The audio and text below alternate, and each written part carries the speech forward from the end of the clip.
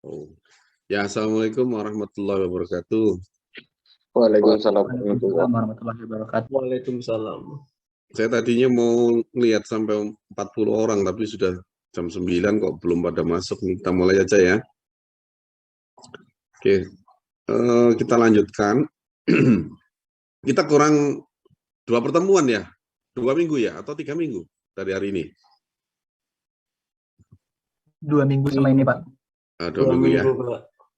Masih 2 minggu ya? Oke ya. Minggu ini 2 kali juga, diusahakan hari Jumat tetap bisa masuk ya. Saya kemarin mohon maaf lupa kasih tahu kalau sedang OTW, jadi pikiran saya pas gitu, ternyata terlambat, jadi mohon maaf ya. Jadi sekarang kita mulai dengan topik baru tentang ini perkerasan kaku. Sudah di print buku standarnya? Kalau belum ya udah dilihat di filenya saja. Perkerasan kaku atau rigid pavement, metode Bina Marka Ausrud SNI PDT 14/2003 ya. Nah, ini saya sedikit mengulang dari penjelasan di mata kuliah ini pada saat awal-awal pertemuan. Perkerasan kaku disebut juga dengan perkerasan beton atau rigid pavement gitu ya, adalah susunan konstruksi di mana sebagai lapisan atas digunakan plat beton.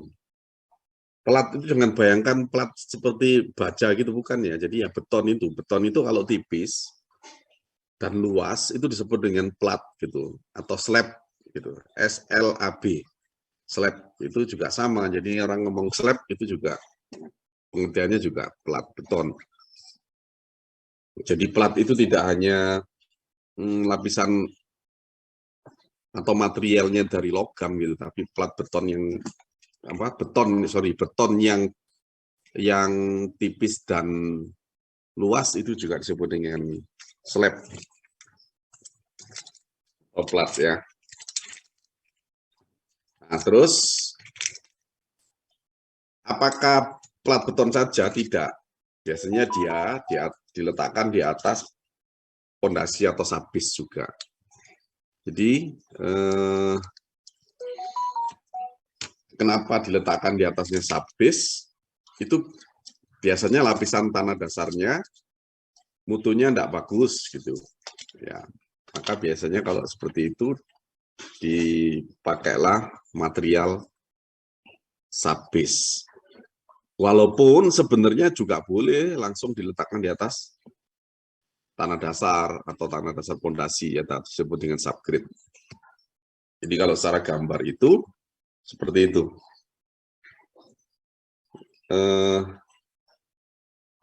Terlihat ya semuanya. Terlihat ya, Pak. Terlihat gambarnya ya. Coba Anda perhatikan di sini. Di bawah itu ada tanah dasar itu atau subgrade ya. Di atasnya subgrade itu ada pondasi bawah. Ini. Kemudian di atasnya baru perkerasan beton semen atau slab tadi itu. Ini bisa slab tadi itu. Slab beton. Nah, tebelnya nanti T1 dan T2. Tebelnya. Sehingga dalam mendesain perkerasan beton semen ini, kenapa disebut beton semen? Sorry ya, ini saya ulang lagi, beton semen. Kok enggak beton saja gitu? Wah, supaya bisa membotakan, karena aspal beton juga ada. Kalau di pelajaran ini kan aspal beton ada, beton semen ada kan ya. Kalau aspal beton, sorry.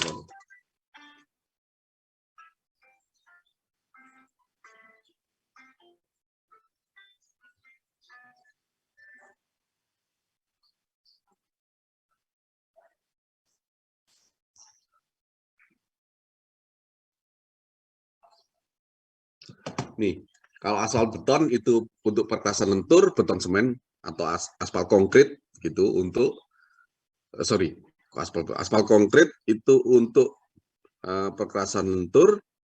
Kalau konkret saja atau beton semen ini adalah perkerasan kaku ya. Nah, nanti di dalam perkerasan beton semen ini kita akan mendesain berapa mutu beton yang akan kita pakai di dalam perencanaan dan berapa ketebalannya gitu ya. Berarti ini T1-nya berapa, ini mutunya apa gitu. Nah, ini kita tanda-tanya di sini mutu betonnya apa gitu. Kemudian untuk jenis pondasi bawah. Jadi sama, ini jenis pondasi bawahnya apa, karena pasti ada banyak pilihan material dan berapa tebelnya. Gitu. Jadi sama dengan yang kemarin waktu mendesain perkerasan lentur, hasil audio output dari perencanaan kita adalah apa materialnya dan berapa ketebalannya. Nah, kalau kita lihat secara lengkap, struktur atau bagian-bagian dari perkerasan kaku itu adalah seperti ini.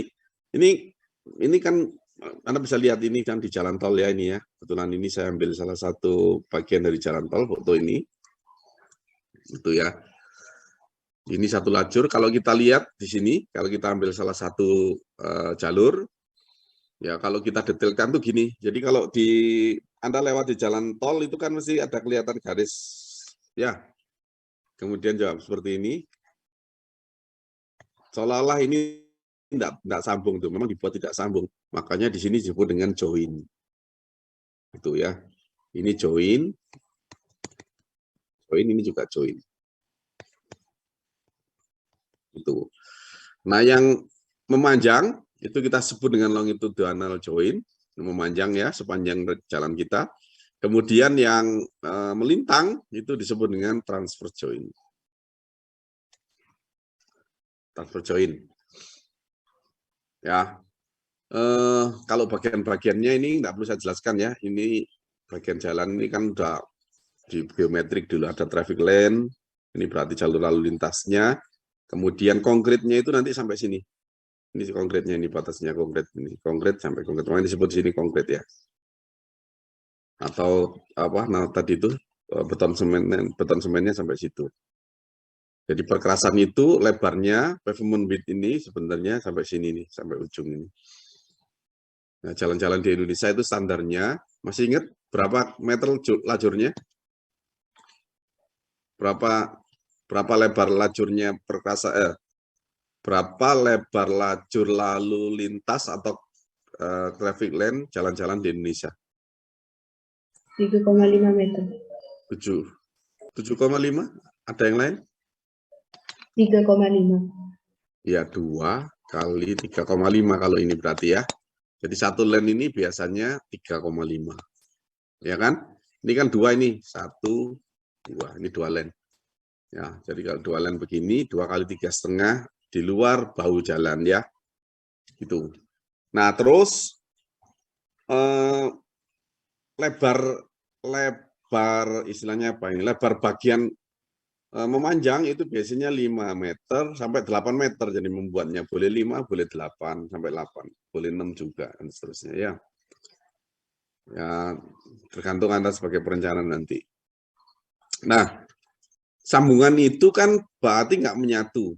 Jadi kalau kita lihat beton begini ya, utuh, itu sambungan itu dibuat nggak menyatu begini. Nah, gitu. Ya, metodenya macam-macam, ada yang memang dari awal dicor itu dikasih penyekat, ada juga yang sudah dicor luas terus baru dipotong. Gitu. Ya, sambungannya disebut dengan tadi itu longitudinal dan transfer join. Materialnya di lapangan itu berupa ini namanya. Kalau yang transfer join namanya dowel. Atau ini disebut dengan tulangan melintang, karena ini kan melintang ya. Dowel itu tulangan melintang, tulangan sambungan melintang. Yang longitudinal yang memanjang itu disebut dengan T-bar. Ingat-ingat. Ya, T-bar. Sehingga ketika kita merencanakan perkerasan kaku, selain tadi itu ada mutu beton dan tebelnya, maka kita juga mendesain berapa diameter tulangan T-barnya dan berapa panjangnya. Ini panjangnya ini dari sini ke sini. Kan kelihatan ini. Ya kan, ini panjangnya. Ini yang dowel juga sama. Berapa panjangnya, berapa diameternya. Dan berapa jaraknya. Sorry. Ini dan berapa jaraknya. Ini kan kelihatan agak apa namanya? Rapat ya tulangannya ini. Jadi yang kita desain nanti berapa diameternya dan berapa jaraknya tulangan ini serta berapa panjangnya. Yang T-bar juga sama, berapakah jaraknya kita pasang, berapa panjangnya gitu dan berapa diameternya. Nah, kalau kita lihat di lapangan tuh seperti ini. Yang ini disebut apa kira-kira tadi itu dari gambar itu tadi?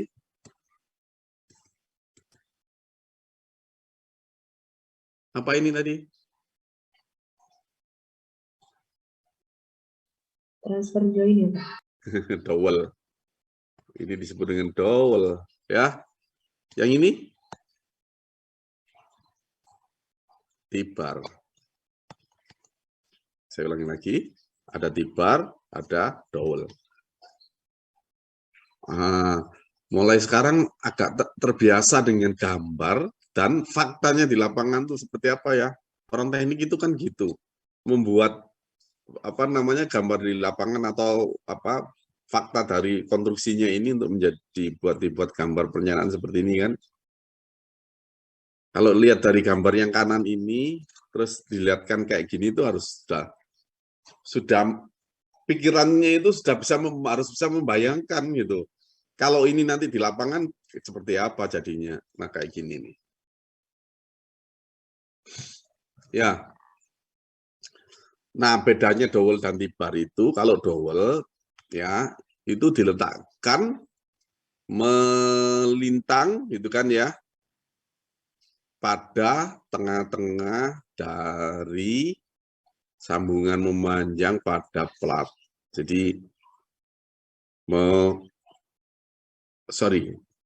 pada tengah-tengah ya, pada tengah-tengah berarti dowel itu seperti ini. Jadi letaknya di tengah-tengahnya slab. Jadi kalau slabnya tebelnya sekian, itu slabnya dowelnya ada di tengah-tengah. Itu kira-kira gitu. Ya. Kemudian dowel ini fungsinya adalah mentransfer beban dari slab yang satu ke slab yang lain gitu. Ya. Ketika kena beban tentu atau berat sendiri. Ya, umumnya ini terbuat dari tulangan yang bulat, round ya, smooth itu halus, berarti tulangan polos, gitu ya, tulangan polos. Kemudian dilapisi dengan epoksi. Epoksi itu apa ya? Cat lah ya. Gitu. Kalau T-bar itu diletakkannya tadi itu adalah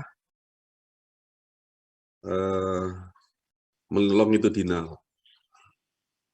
Jadi memanjang pada tengah-tengah juga dari slab. Nah, ini kan di tengah-tengah juga meletakkannya. Ini di tengah-tengah. Dia fungsinya adalah untuk separasi. Jadi apa namanya?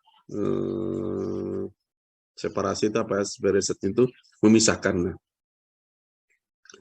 dan menerima penurunan diferensial. Jadi yang arahnya memanjang.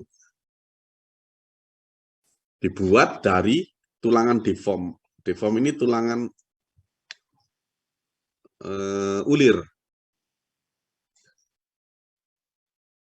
Mulai sekarang, karena harus tahu tulangan ulir itu yang mana, tulangan bulat itu yang mana ya. Karena di lapangan kan pasti Anda akan nemui dua jenis tulangan baja ini. Yang ini deform, yang T-bar. Ya, sama ini juga dilapisi dengan epoksi. Kemudian ini fungsinya mengurangi retak akibat beban yang sifatnya memanjang. Kalau yang ini tadi, yang dowel itu juga untuk retak-retak di pojokan atau di pojokan, di pojokannya beton. Karena itu kerusakan beton yang paling dicegah atau dihindari itu adalah retak. Gitu. Karena kalau sudah retak, nanti airnya masuk, lama-lama juga ke tulangannya, nah bahaya, nanti bisa hancur. Nah, kalau di dalam gambar perencanaan, itu mungkin agak detail ya. Kalau perencanaan gini, Anda nggak bingung? Enggak ya? Mestinya enggak ya. Karena orang teknik itu sipil harus sudah mulai baca apa istilahnya ini ya, gambar-gambar perencanaan seperti ini. Tapi ini nggak kelihatan ini cutting-nya, nggak kelihatan tulangan tibarnya dan tulangan dowelnya. Hanya kelihatan sambungan aja ini. Gambar detailnya belum ada. Kurang ini gambarnya. Kalau ini tulangan betonnya. Jadi nanti pilihannya beton yang ini, itu ada yang bertulang juga, ada yang tidak. Kebetulan kalau di contoh ini tidak bertulang. Oke ya. Nah, itu yang tentang betonnya, atau slabnya, atau platnya. Sekarang pondasinya. Pondasi subbase itu fungsinya adalah menyediakan lapisan yang seragam, stabil, dan permanen. Ini mempertinggi harga modulus reaksi tanah dasar atau modulus elastisitas tanah dasar sama aja ya. Atau nilai E-nya menjadi modulus reaksi yang komposit. Kalau seperti ini pasti kalau kita tidak bikin tidak menerapkan subbase di dalam desain kekerasan kita, maka platnya akan semakin tebal gitu. Sehingga untuk mensiasati supaya platnya nggak terlalu tebal, maka kita pasang subbase dulu. Ada juga fungsi yang lain, mengurangi kerusakan sebagai akibat pembukuan atau frost action. Jadi jadi tanah itu kalau kita buat tanah asli biasanya kadar airnya tinggi ya. Disitulah terjadi penguapan. Jadi kalau penguapan itu khawatirnya berpengaruh terhadap betonnya. Jadi karena itu dipasanglah subbase ini untuk menetralisir. Dan juga melindungi gejala pumping akibat butiran halus tanah pada daerah sambungan. Jadi kalau kita bayangkan di daerah sambungan itu, misalnya gini ya, di sambungannya, itu kalau ada kendaraan lewat gitu, itu kan terbebani, ini turun pasti ya, dia akan turun platnya, walaupun kecil. Nanti lewat, dia akan naik lagi, rodanya lewat, dia akan naik lagi, dan seterusnya, itu disebut dengan pumping. Nah, kalau pumping ini terjadi terus-menerus, ya, kalau tidak ada lapisan di bawahnya, tidak ada lapisan pondasi yang cukup kuat, maka akan langsung berhubungan dengan tanah kan. Nah, tanah itu karena berbutir, lama-lama butirannya ini akan naik ke atas sehingga di sini ruangnya ini jadi kosong gitu. Nah, ruang kosong yang seperti ini itu berbahaya karena apa ya? Lama-lama plat betonnya ini karena akibat gerakan yang terus-menerus bisa turun gitu. Sehingga nanti sambungannya ini terjadi selisih. Jadi terjadi selisih tergantung mana yang paling kuat kan gitu ya. Umumnya sih yang turun tuh yang di sini, yang di sini jadi naik. Sehingga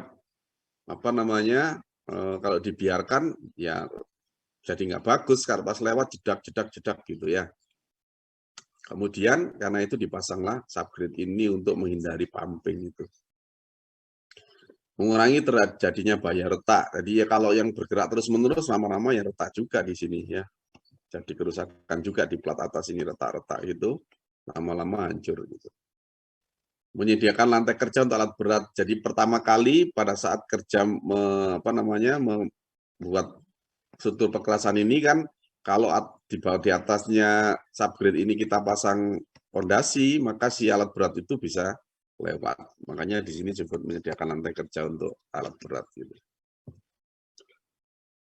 Itu ya. Maka subbase itu selalu dipasang umumnya di desain perkerasan kaku, walaupun sebenarnya pilihannya juga boleh juga tidak ada gitu. Nah, kita boleh mendesain perkerasan kita itu tanpa tulangan, ya, boleh juga dengan tulangan. Tadi perbedaannya, plat betonnya itu bisa kita kasih tulangan, di sambungannya tadi juga ada T-bar dan dowel. Jadi tulangan yang dimaksud di sini, tulangan baja yang di sini di platnya. Jadi seperti mendesain itu loh, plat di rumah tinggal itu atau di bangunan gedung. Jadi kan ada tulangannya. Jadi boleh dipakai tulangan, boleh tidak. Kemudian juga bentuknya boleh dibuat menerus. Jadi tidak ada sambungan juga boleh, tapi dengan tulangan. Nah, bisa juga pilihannya yang ketiga, perkerasan beton semen pakai pre-stress. Ini pakai pre-stress. Ini di mata kuliah beton pasti juga sudah diberikan pengantar ya, bahwa beton itu karena dia lemah terhadap gaya tarik, tuh ini kok ditarik gitu ya, supaya dia punya tegangan lebih dulu yang ke atas begini, yang nanti akan melawan rodanya gitu, sehingga ini akan lebih efisien dimensinya gitu, maksudnya gitu. Tapi yang prategang ini masih belum diterapkan di Indonesia, terutama karena teknologinya mahal dan masih tidak terlalu perlu gitu. Jadi yang paling banyak pakai Indonesia yang pertama dan kedua ini, bersambung tanpa tulangan atau bersambung dengan tulangan. Nah, untuk mendesain perkerasan kaku itu ada persyaratan yang harus dipenuhi. Yang pertama tanah dasar ya, atau subgrade ini ya. Ini subgrade. Yang paling bawah berarti. Subgrade itu ditentukan dengan pengujian CBR. CBR-nya di tempat sesuai dengan SNI ini, atau CBR lab juga boleh. Untuk perencanaan sebuah perkerasan lama dan perkerasan jalan baru. Jadi kalau nilai CBR-nya banyak, tetap cara mencarinya CBR segmen yang tempo hari itu ya. Itu. Kemudian dicari CBR yang mewakili, itu kita pakai untuk dasar perencanaan. Apabila tanah dasar mempunyai nilai CBR lebih kecil dari 2,5, ini diingat-ingat. Kalau CBR tanah dasarnya nanti, CBR segmennya itu lebih kecil dari 2%, maka pondasi bawahnya tidak perlu melihat tabel atau melihat tabel atau grafik ya, tabel grafik dalam buku standar ini maksudnya. Pokoknya nanti di lapangan ternyata CBR-nya kurang dari 2%, harus dipasang pondasi bawah atau subbase tadi, terbuatnya dari ini namanya beton kurus atau lean mix concrete setebal 15 cm. Gitu. Jadi kalau pas ujian kebetulan ternyata CBR-nya di bawah 2, Anda sudah nggak usah langsung lihat grafik atau lihat apa, tentukan saja pondasi bawahnya itu beton kurus. Beton kurus itu beton yang mutunya jelek gitu, atau disebut dengan lean mix concrete. Nanti saya di buku standarnya itu ada penjelasan tentang lean mix concrete ya. Tebalnya 15. Nah, karena fungsi dari subbase itu meninggikan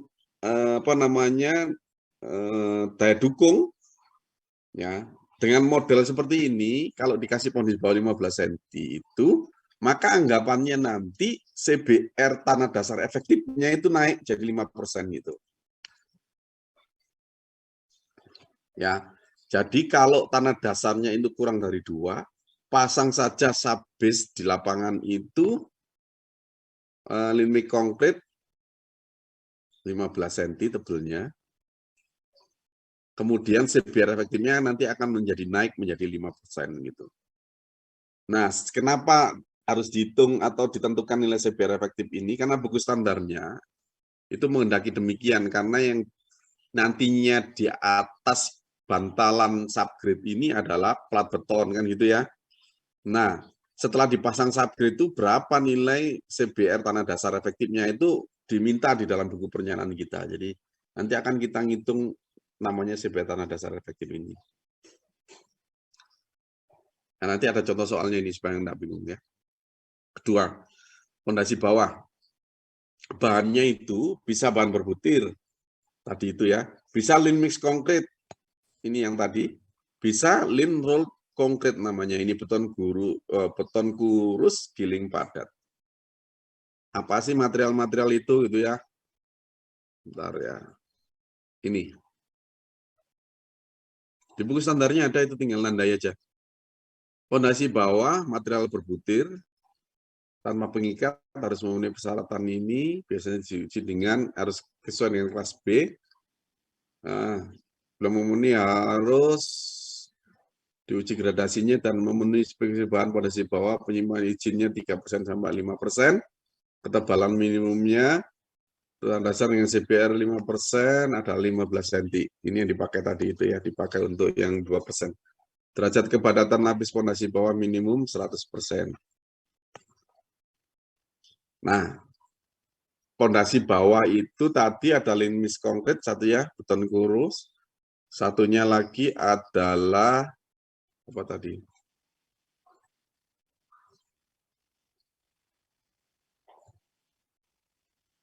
Nih, stabilisasi, ya. Yang stabilisasi ini nih namanya. Namanya fondasi bawah dengan bahan pengikat atau BP. Bahan pengikat itu BP. Atau bond subbase namanya. Yaitu stabilisasi material berbutir dengan kadar bahan pengikat yang sesuai dengan hasil perencanaan. Misalnya dicampur dengan semen, kapur, abu terbang, dan lain sebagainya. Jadi tanahnya itu dicampur dengan semen atau kapur, ya digiling, digampar kembali, terus dipadatkan. Itu namanya bahan pengikat. Bond subbase di sini ya. Kemudian atau juga bisa dengan campuran aspal. Ya ini. Cuman ini kan mahal.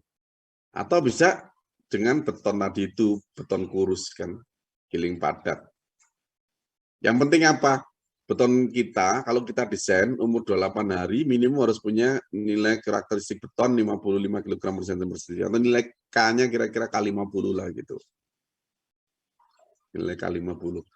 Nah, sedangkan yang beton kurus, yang lean mix konkrit tadi, yang dimaksud dengan tadi ya, lean mix konkrit yang kita pakai untuk yang CBR-nya kurang dari 2% tadi itu, adalah beton yang punya nilai kuat tekan karakteristik umur 28 hari, 50 boleh, atau 70, dan 50 sampai 70 ya, bila menggunakan bahan abu terbang. Tebalnya minimum 10 cm. Jadi pilihannya fondasi bawah itu ada BP, bahan pengikat, ada CBK, campuran beton kurus. Itu ya. Ada dua macam fondasi bawahnya. Nah, metode Ausrut ini atau metode Bina Marga ini itu suatu prosedur perencanaan yang mendasarkan pada dua model kerusakan, yaitu retak fatik atau retak lelah, kemudian erosi. Jadi ada dua, yaitu retak fatik atau lelah dan erosi. Pengertiannya begini yang retak fatik itu. Kalau kita mendesain pekerasan kaku dengan plat beton misalnya, terus nantinya akan dilalui oleh kendaraan, tentunya kan akan banyak sekali kendaraan itu melewati, jadi berapa kali lintasan gitu. Padahal roda kendaraan ini, seperti kemarin saya sampaikan, itu kan konfigurasinya berbeda-beda. Termasuk juga beratnya per as itu berbeda-beda. Nah, beton kita yang kita desain dengan ketebalan tertentu itu harus mampu menahan beban kendaraan sehingga tidak terjadi retak fatigue, retak lelah, ya. Kalau nantinya beton kita itu dilalui kendaraan dengan berulang-ulang dengan lintasan tertentu, dengan jumlah lintasan tertentu atau bolak-balik lah, gitu. Sehingga nanti di dalam pernyaraan kita itu kita bisa uji retak fatigue itu. Kedua, ketebalan beton kita itu juga harus mampu menahan kerusakan akibat erosi. Erosi itu terjadinya adalah karena tadi itu yang lenutan berulang-ulang tadi itu, yang terjadinya pumping tadi itu. Nah, kalau hanya sekali lewat, retak fatigue itu mungkin akan tidak terjadi. Misalnya ya, truk yang besar sekali terus lewatnya sehari cuma 10 kali gitu. Kita bikin ketebalan betonnya 30 cm, ya awet masuk sampai puluhan tahun. Ya, erosi juga demikian karena pumpingnya hanya terjadi sekali aja kan turunnya. Tapi kalau jumlah lintasannya bolak-balik sedino, ya rusak juga pada umurnya gitu mestinya. Sehingga kita bisa analogikan sederhana begini. Kalau seorang atlet angkat berat itu suruh ngangkat beban 100 kilo, satu kali saja, terus dinilai kuat atau tidak, itu kan kebanyakan bisa gitu. Contohnya kita lihat itu loh, apa namanya, perlombaan SEA Games. Sekali tok mesti kuat ya, yang ngangkat cret terus turun gitu. Coba dia suruh ngangkat, nurunin, ngangkat, turunin gitu ya. Lama-lama apa ya, lelah gitu ya. Lelah. Perkerasan kita juga demikian. Jadi kalau dia hanya satu kali lintasan saja, itu pasti ya kuat. Tapi kalau lintasannya berjuta-juta kali, ya nanti akan tentu terjadi retak lelah ini. Nah, itu yang tidak boleh dalam perkerasan. Sehingga tebel plat kita itu harus punya ketebalan yang cukup gitu ya. Sehingga kalau dilalui roda kendaraan bolak-balik dengan jenis sumbu yang macam-macam itu akan tidak terjadi kelelahan gitu. Ya, analoginya sama dengan atlet angkat berat itu. Erosi itu kan pumping ya, erosi tadi itu kan pumping. Jadi terjadinya ini apa namanya di pojokan sini itu kan pasti terus-menerus turun naik akibat roda kendaraan. Nah, kemudian terjadi pumping. Ini terjadi erosi di bawahnya. Nah, kita harus uji perkerasan beton kita dengan ketebalan ini tadi, apakah cukup untuk mencegah terjadinya erosi ini. Karena kalau tebalnya platnya tebal sekali, roda kendaraan lewat, tentu kan nggak turun ya. Karena kan ketebalannya cukup sehingga ini nggak terjadi pumping itu. Nah, karena itu nanti ketebalan yang sudah kita tentukan nanti harus kita uji terhadap retak dan terjadi erosi. Gitu. Kalau secara bagan alir perhitungan sehingga seperti ini, ya, yang sebelah kiri ini adalah pengujian erosi, tuh erosi ya, yang sebelah kanan itu adalah pengujian fatigue, gitu. Setelah kita menaksir itu berapa? Mengira-ngira tebal plat beton kita, tapi mengira-ngiranya dengan kaidah ilmiah ya, dengan faktor-faktor antara lain tanah dasar kita seperti apa, distribusi kendaraan nanti berapa, jumlah volume lalu lintasnya, sambungannya kita milih apa, ya kan? Kemudian jenis dan tebal pondasi bawahnya bagaimana, nilai CBR efektifnya jadi berapa tadi itu, sehingga kita juga ada bau beton atau tidak, beton yang kita pakai mutunya berapa, faktor keamanan berapa, kita nanti bisa menaksir tebal plat. Dari taksiran tebal plat itu kita uji apakah dia terjadi erosi ataukah terjadi fatigue. Kalau tidak maka tebal plat yang kita desain itu sudah sesuai dan tidak terjadi kerusakan fatigue maupun kerusakan erosi, sehingga tebal rencana di sini ini bisa kita pakai sebagai tebal perencanaannya. Kayak gitu, prosesnya perencanaan tebal kekerasan kaku itu. Nah, mulai minggu depan, pertemuan berikutnya itu kita akan yang pertama ini sampai menaksir tebal plat. Berikutnya lagi kita menguji fatigue dan erosi. Itu kira-kira apa namanya, mbak-mbak dan mas-mas,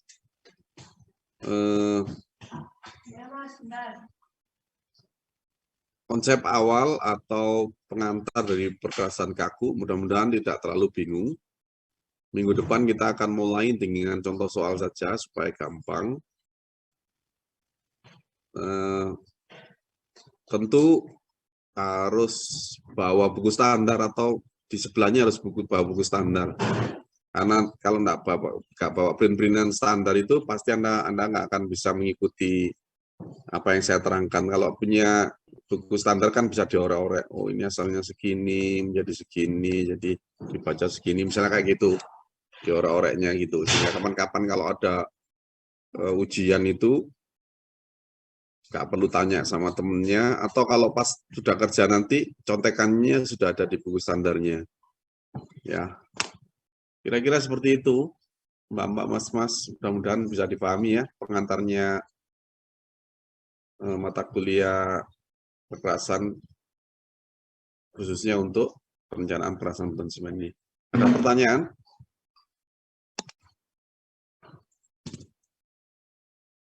Ada pertanyaan? Masih belum, Pak. Belum ya? Oke, kita lanjutkan minggu depan saja ya, kalau gitu. Jadi, Mas Ketua kelasnya hari ini ada 42 orang. Dikurangi saya 41. Berarti berapa yang nggak masuk ya? 25 tambah. Satu kelas ada yang 25 ya?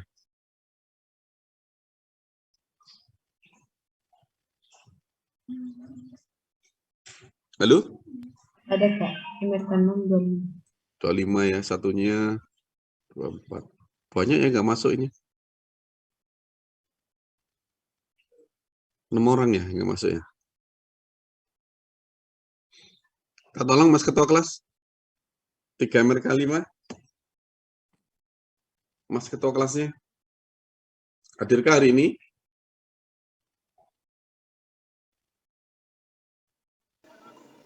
Maaf Pak, saya wakilnya. Oh, Mas Ketua kelasnya nggak ada ya? Tadi sempat masuk Pak. Oke, Mas Fatur tolong absensinya ya. Berarti MRK 5 berapa orang yang masuk ini? Saya lihat lagi Pak. Coba dilihat ini. MRK 6, Mas Ketua kelasnya? Mas Rahmat Fajar ya? Iya, Pak. Mas Rahmat? Mas Rahmat Mas. tadi masih reconnect, Pak, bilang ke saya. Tapi ada ini di ininya ini tidur paling ini Rahmat Fajar Febrianto ini ya? Betul ya? Iya, masih putus-putus gitu, Pak. Sinyalnya nggak jelas. Loh, kok ini Tadi orangnya bilang, hilang? Mas Rahmat? Halo? Sinyalnya masih reconnect. Ya, Oh, Pak. iya? Saya wakilnya, Pak. Oh iya. Kita tolong berapa orang ini teman-temannya yang masuk? ada 24, Pak. Ada satu yang belum join. Oke, MRK 6 1 orang, berarti MRK 5 4 orang ya. Mas Fahmi, tolong Mas Fahmi, berapa orang Mas Fahmi yang nggak masuk Mas Fahmi? Yang nggak masuk 1 orang. Loh kok 1, teman sedikit, totalnya di 43? Nggak mungkin lah. Untuk 3 MRK 6 1 orang, Pak. Ya, MRK 6 1 orang memang. Yang MRK 5?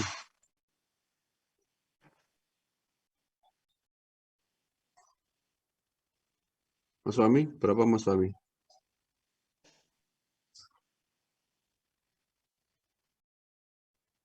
Kalau Fahmi Miroron barusan itu 3 MRK 6, Pak.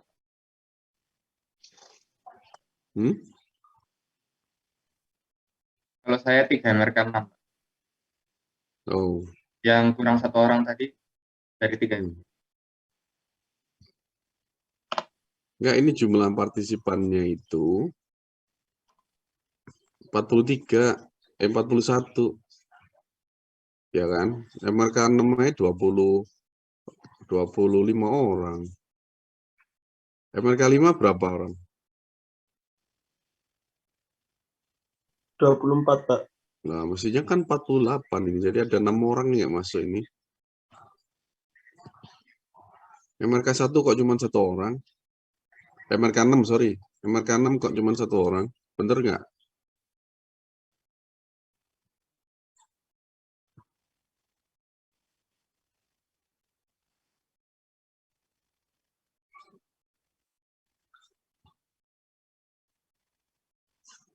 MRK 6 nomor absen 1 nggak ada. Saya tulis itu nih. Absen 1 saya. Saya absen 1, Pak. Di KMRK 6. Coba di rename semua itu dibuat standar ya. Nah, tak absennya sekarang tak absennya.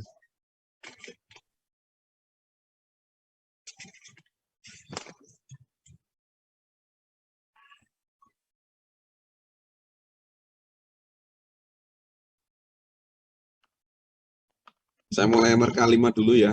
Nomor absen 2 nggak ada.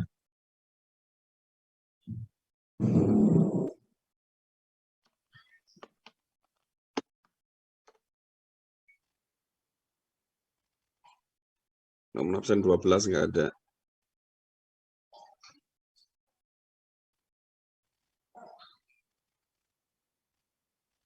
Tujuh belas nggak ada.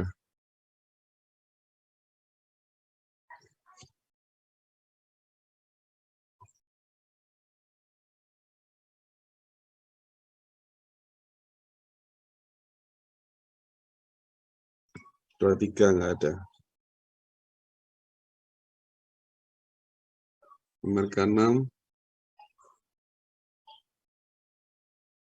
3 nggak ada. Nomor absen 3, nomor absen 4 nggak ada.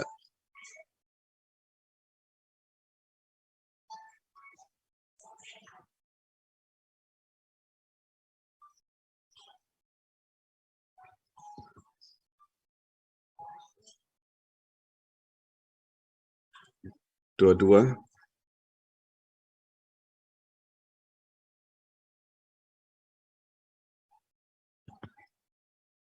Rian Fajar itu kamu kelas berapa? Pak, Brian. permisi Pak. Brian 3 MRK 5 hadir Pak. Nomor absen berapa, Brian?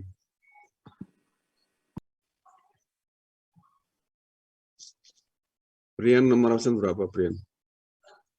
Brian Fajar nomor absen 4, Pak. Dari MRK? 6.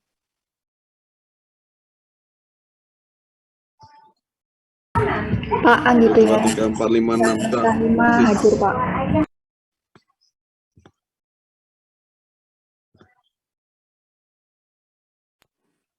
Pak, 1, permisi 2, Pak. 3, 4, 5, 6. 1, 2, 3, 4, 5, 6. 6. 24 ditambah 25. 49. Iya. Bener ya? 24 kan? 49. 50. 50. Dikurangi 6. 44. Saya ulangi lagi ya, nggak masuk.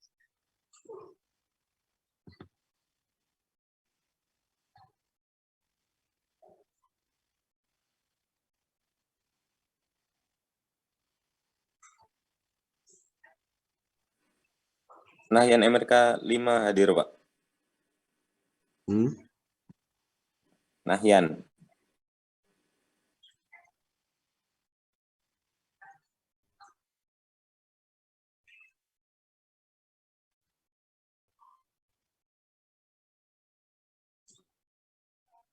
Kok berubah-ubah sih ini? 14 yang nggak ada yang mereka 5. Jangan dirinim, sudah stop, jangan dirinim.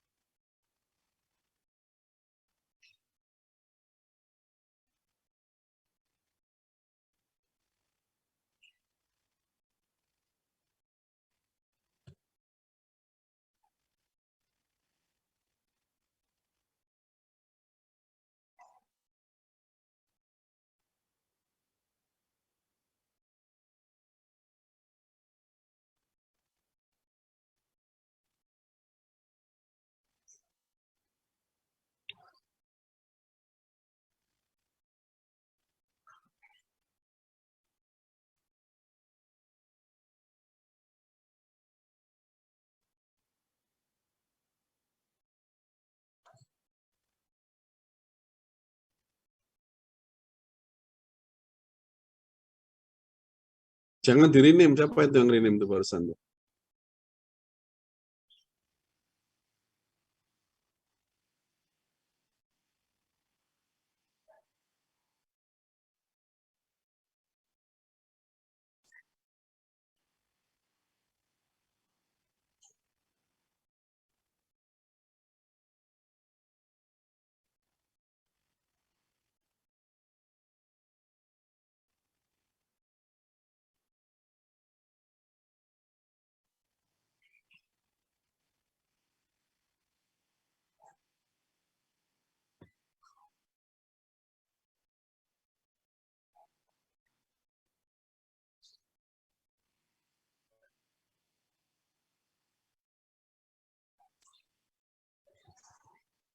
Itu 2, 3, 4, 5, 6.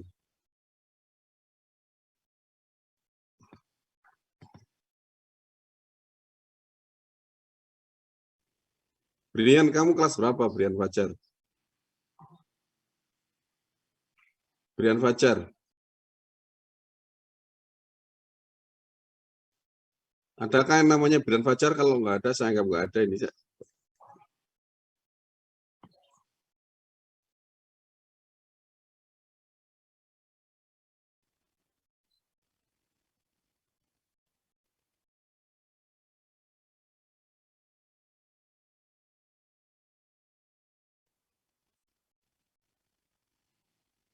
Oke, MRK 5, nomor absen 14 dan 23.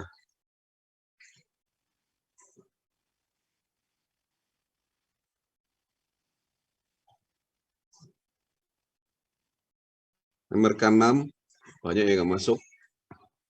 Nomor absen 3, nomor absen 4, nomor absen 10, nomor absen 22. Nomor absen 10 masukkah? Masuk, Pak.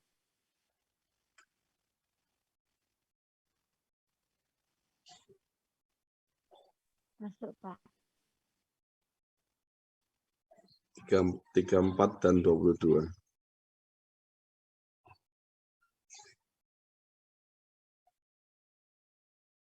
Brian Fajar. Siapa yang tahu Brian Fajar ini siapa ya? Brian Fajar MRK 6 Pak, absen 4. Memang double kamu? Enggak. Enggak, Pak. Ini, oh, udah kamu namamu mulai dari tadi keliru terus, makanya enggak kamu rename. 3 dan 22 ya, nomor 6, nomor absen 3 dan nomor absen 22. MRK 5, nomor absen 23 dan 14.